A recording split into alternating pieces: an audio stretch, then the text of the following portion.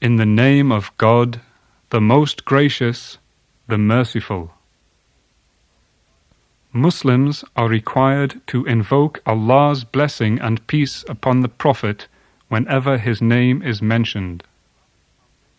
The Islamic Foundation presents The Longing Heart, the story of Abu Dhar and his yearning to meet the Blessed Prophet and his conversion to Islam. لا إله إلا الله وأشهد أن محمد رسول الله.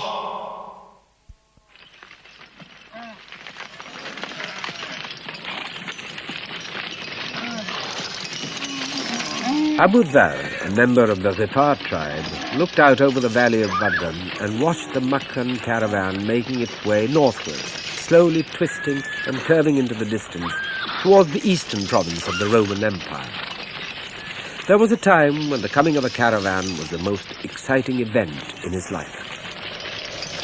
The Ghifar tribe lived in the Waddan Valley, which, although it had poor water and grazing grounds, was the exact location through which the Meccan caravans, laden with their many goods and riches, had to pass. And Abu Dhar used to lead the youths of his tribe in raids on the trade caravans. Tribe members lived by what these caravans gave in the way of protection money, and if they were not willing to pay the price, then Abu Dhar, or Jandab ibn Junada, as he was known to his friends, this bright-eyed and bold youth, the most audacious of them all, knew where and when to strike, and no caravan, thanks to him, got away without paying its due.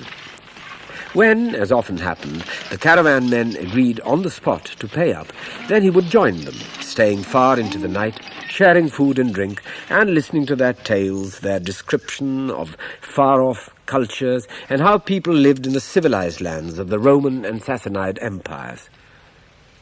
But now the exciting news was coming not from the mighty empires, but from Makkah, where a great upheaval was taking place. Makkah was the spiritual and religious center for all caravan drivers and caravan raiders too.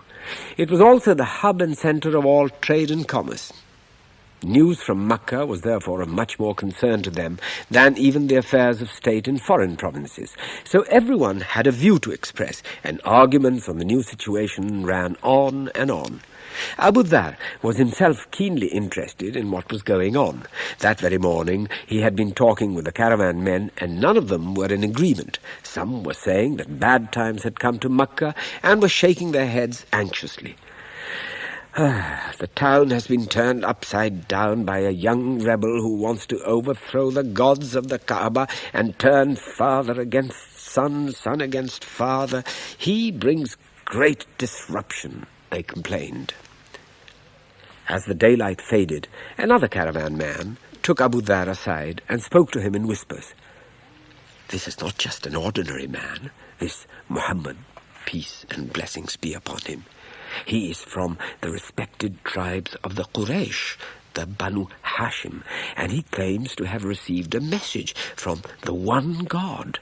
He wants the people to give up worshipping idols and to submit to God, to Allah alone. I did not find him to be a bad man. Here the caravan man grew pensive, but the chiefs and the priests look upon him as a heretic and a fanatic. It seems only the young and the poor are joining him, one by one. Their devotion, he said, laying a hand on Abu Dhar's arm, their devotion to him and to his cause makes up for their outer weaknesses. Abu Dhar was absolutely fascinated by this description of a man willing to risk all for the sake of his belief in one God. He found himself more and more intrigued. Some of the facts he heard haunted him that night, and he found himself suddenly awake with certain phrases resounding in his heart and mind and ears. He worships but one God. He wishes to destroy the idols of Hubal and Alat. Mainly the young and the poor joined him. What sort of a man would risk the enmity of a whole tribe?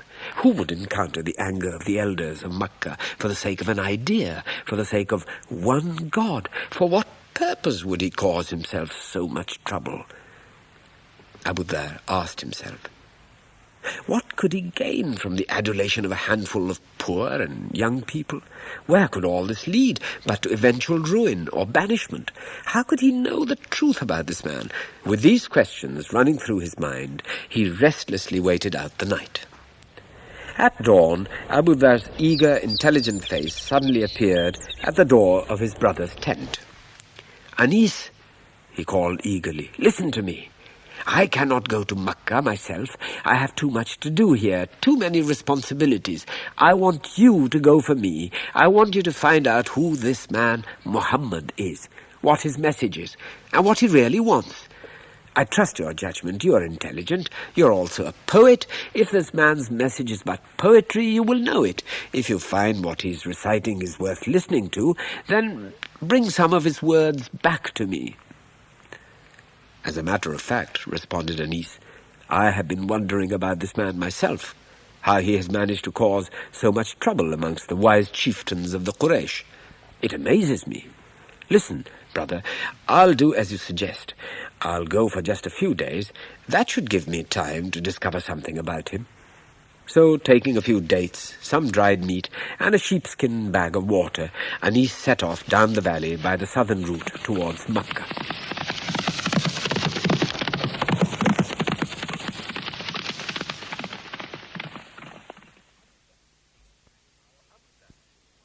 For Abu Dhar, meanwhile, the hours and days passed as slowly as weeks and months. By the third day, he was pacing back and forth between his tent and a lookout point to see if he could spot his brother coming home. That night and the following night, he lay without sleep, expecting any moment to hear the padding of camels' feet, announcing his brother's arrival. "I should have gone myself," he grumbled. "It would have been better than staying here. I have not been able to get any work done anyway. But then why should I care about what is happening in Makkah? It is not even my town." At last, a week later, Anis arrived back from Makkah.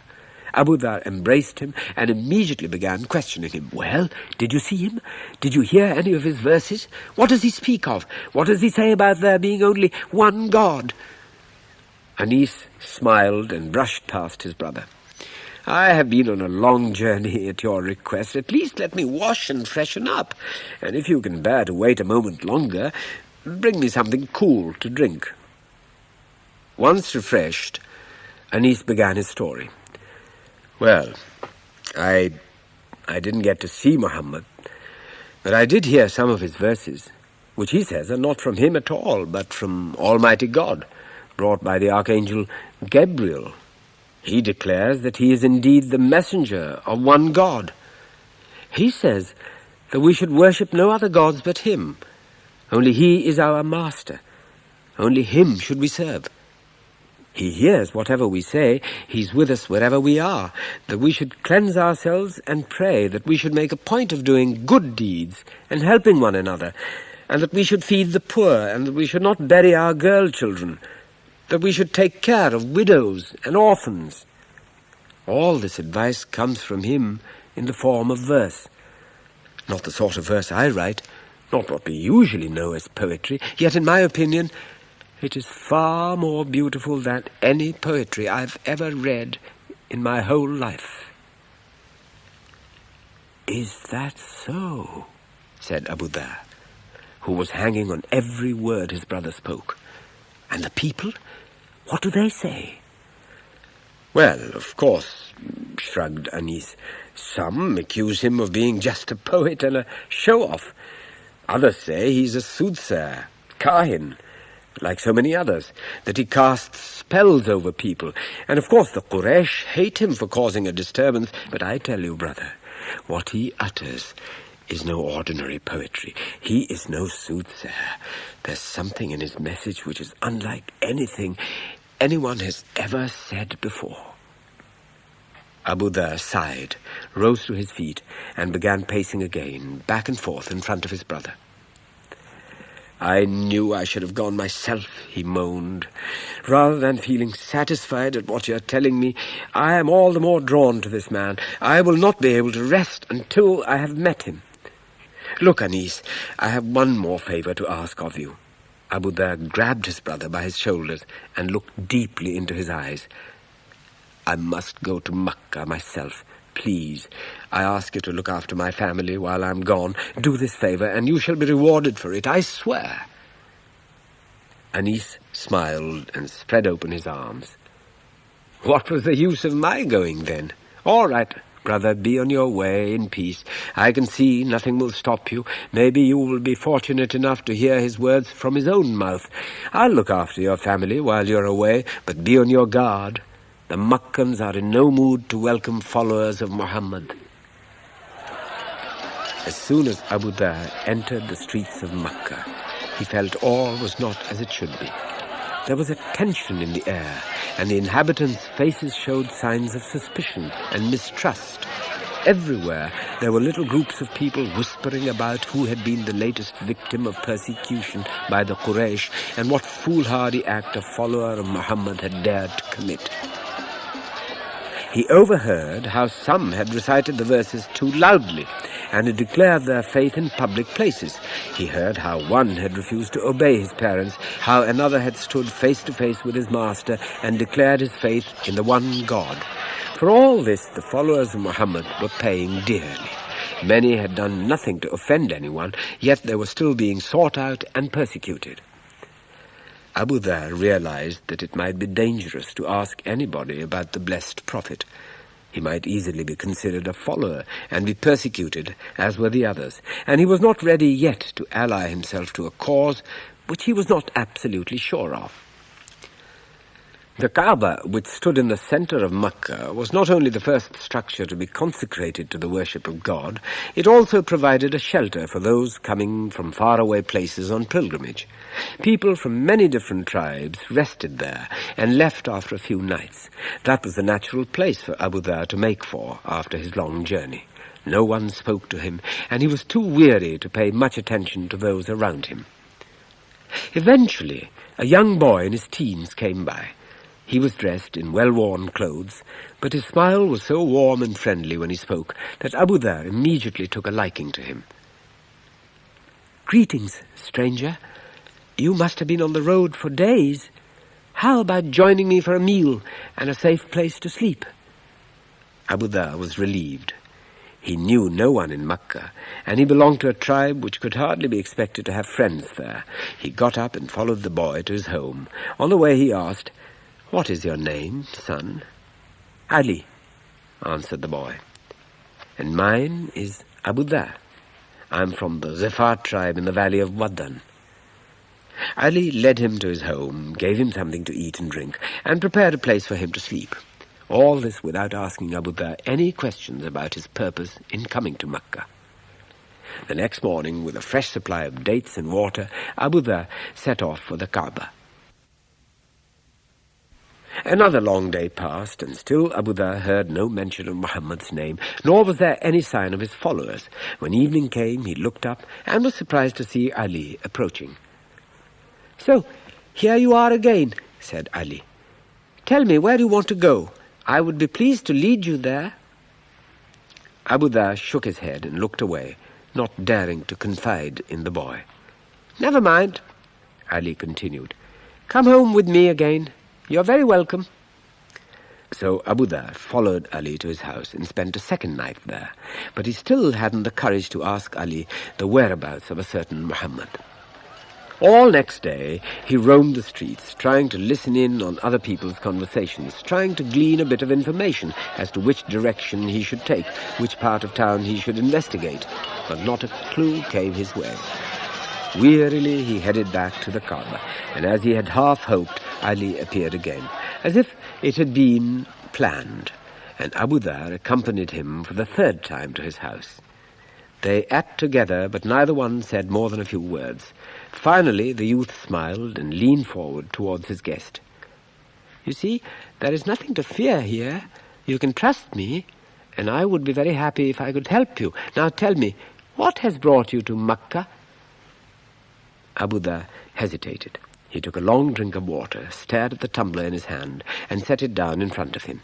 He was not sure what to do. Finally he reasoned that it was no use keeping quiet about his purpose, since he was getting nowhere wandering about the streets, waiting for information which never came. He was silly to be so cautious when it was obvious that this youth meant him no harm. He decided to speak. "All right," he said, "but first give me your word that you will guide me to the person I want to see." "I will," promised Ali. "I am seeking the new prophet, the one who speaks about the one God." Ali let out a cry of astonishment. "I knew it!" he exclaimed, and his face lit up. "I had a feeling that you were here for no ordinary purpose. You have come to the right place. Yes, of course I shall lead you to the blessed prophet. Yes, indeed, he is the true messenger of God. There is no doubt about it." Abu Dhar let out a sigh of relief as Ali continued on a more sombre note. "Look, in the morning you shall come with me, but you must follow my instructions carefully, otherwise it could be dangerous for both of us. Always follow a few paces behind me. When I walk, you walk. When I stop, you stop, and when the danger passes, follow me. Enter whatever doorway or passage you see me enter." Abu Dhar nodded at these instructions, and the two then prepared for sleep. But sleep did not come to Abu Dhar. All night long he tossed and turned. He could not believe what was happening to him. What he had hoped for was finally coming to pass. What he had travelled such a long distance for was finally within his grasp. Makkah was a small town. Only a few thousand people lived there, yet what a barrier there was to the way of the blessed prophet. Not only was the messenger exiled within his home grounds, but barriers far more formidable, invisible barriers of hatred, ignorance, and prejudice surrounded him. One could not be a coward if one wanted to approach him, and Abu Dhar knew within his heart that in spite of the dangers, his destination was finally in sight. He was yearning now to hear with his own ears the verses and the advice from the Qur'an. He could not wait to meet the blessed prophet and hear of these revelations firsthand, so that he could savour their meaning and fully understand their message.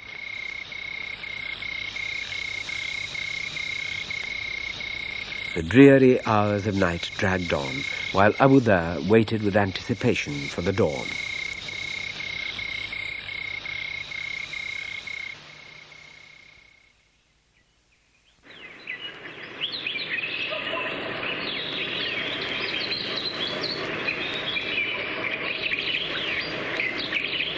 At last daylight came, and soon the sun streamed through the windows of the house and down the long alleys between the buildings. Ali cautiously opened the door and stepped out.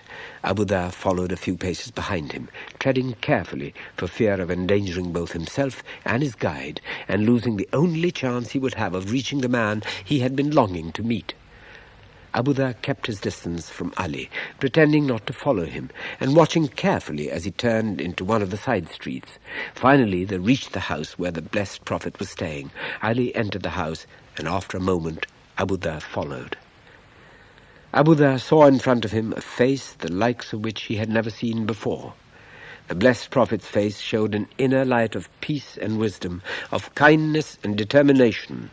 It radiated a human warmth that he never knew existed. Abu Dhar hesitated for a second, then moved forward a few steps and said, "Peace be with you, O messenger of God." "And peace be with you," replied the blessed prophet, "and the mercy and blessings of God." Then slowly the blessed prophet began explaining to Abu Dhar, "It is true, brother, that I am a messenger of God, and my message is this: there is no God but Allah. He is your Lord and Creator, and to Him do we surrender.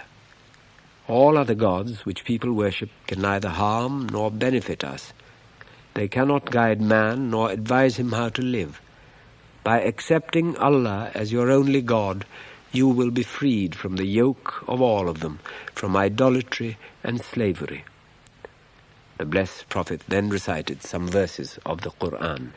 The moment Abu Dhar set eyes on the blessed prophet, he made his decision.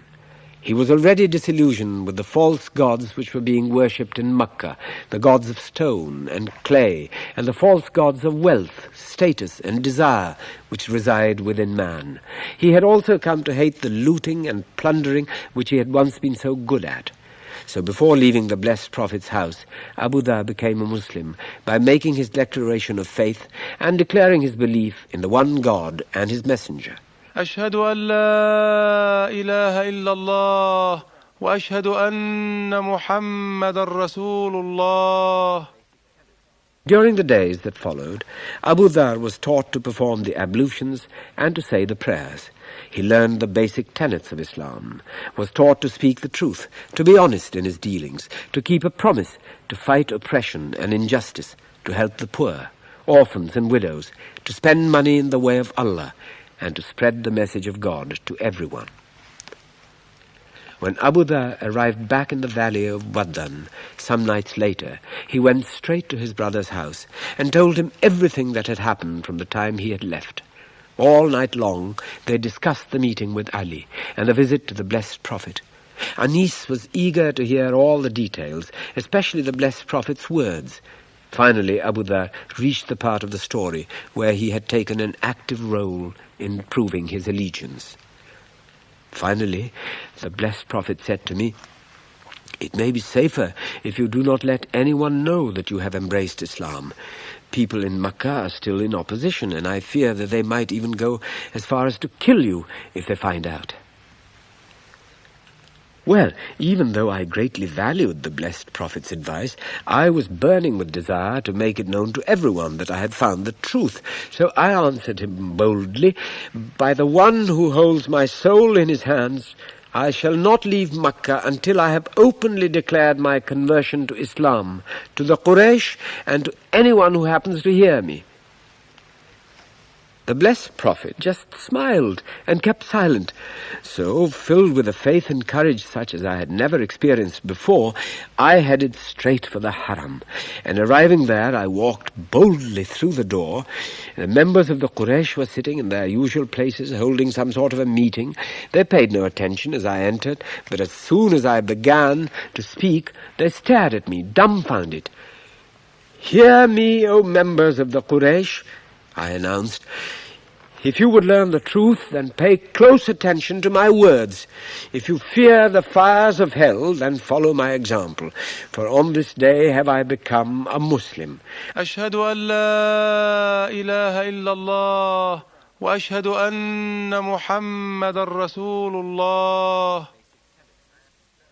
I have declared my belief in the one God and in his messenger Muhammad, for he alone knows the truth. Know then that your idols are lies and will lead you to damnation. Amend your ways. Listen to Muhammad while there is still time. Before I could finish the sentence, they seized me roughly. One held my arms, while another struck me a blow across the face so that my words would be silenced. "You dare enter our circle and address us in this manner?" one of them bellowed. Another became so enraged that he began beating me as hard as he could. I was sure that all the bones in my body were broken and that I would not escape alive. Suddenly, Abbas appeared upon the scene. We had met briefly at the house of the blessed Prophet, and I learned later that although he had not embraced Islam, he was secretly in sympathy with his nephew's message. I could see that he wanted to stop them from beating me. He was pulling on his beard and pursing his lips, trying desperately to think of the right thing to say. "Woe unto you all!" he cried out suddenly. "Do you know who this man is? Think what you are doing. Think of the terrible consequences." Hearing Abbas, they stopped hitting me, but two of them still held me. "This man," continued Abbas, "is from the tribe of Ghiffar.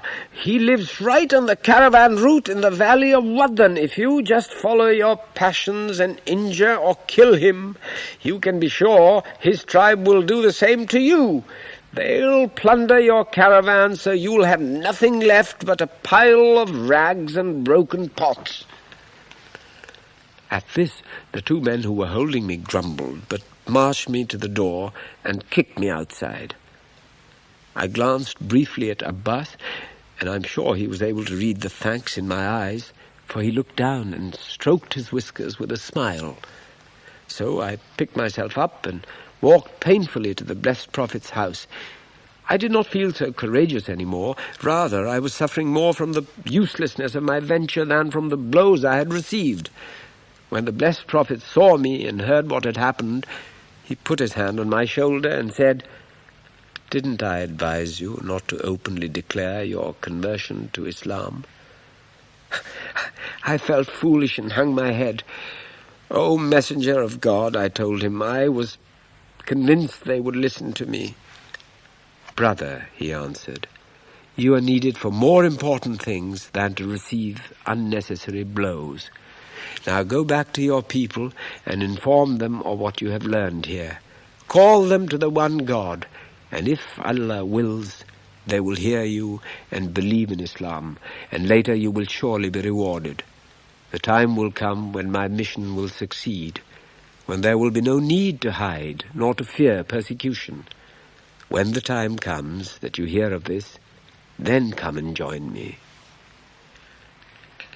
Those were the last words he spoke to me, Anis. After that I left with his blessing, and Ali accompanied me to the edge of town. Anis had been listening attentively to his brother's words. After a while he said, "I know you have found the right way, brother. I too wish to testify as you have done, and after that we shall bring this news to our mother, and then to everyone in the tribe, and with God's grace their hearts will be touched, and they will see the truth." And this is exactly what happened. Anis, Abu Dhar, and their mother went from tent to tent, from house to house. They spoke of Islam in the marketplace, at weddings, and at family gatherings, and little by little, one by one, the brotherhood of Islam grew amongst the members of the tribe, until finally almost all were converted and became strong in their faith.